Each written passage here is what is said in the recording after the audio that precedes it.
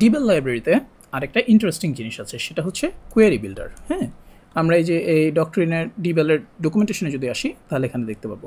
So এটার কাজ হচ্ছে এই যে আমরা আগের যে সব এক্সাম্পলের র কোয়েরি লিখেছিলাম বা প্রিপেয়ার্ড স্টেটমেন্ট তৈরি করেছিল সেভাবে না লিখে আমরা অবজেক্ট ওরিয়েন্টেড ওয়েতে কোয়েরি লিখতে পারি। হ্যাঁ, এবং সেটা আমরা এক্সিকিউট করতে পারি।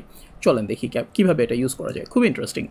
So query builder equal to যে কানেকশন অবজেক্ট থেকে আমরা বের করে আনবো যে ক্রিয়েট কোয়েরি বিল্ডার, এই যে। ওকে, পারফেক্ট। এখন দেখেন, ধরেন আমি স্টুডেন্টস টেবিল থেকে প্রথম 10টা রেজাল্ট বের করে আনতে চাই, তাহলে কি করব? কিউবি সিলেক্ট স্টার, এরপরে কি ফ্রম কোন টেবিল? স্টুডেন্টস, ঠিক আছে।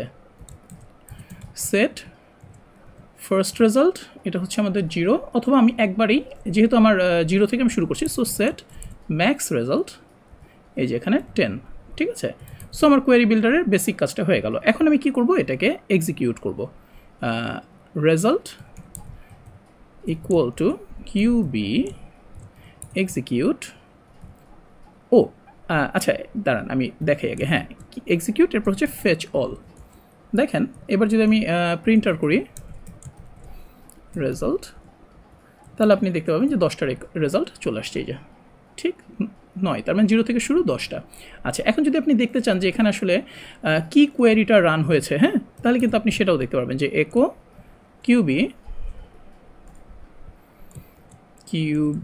মানে কোয়েরি বিল্ডার, এবার হচ্ছে গেট এসকিউএল, এই যে।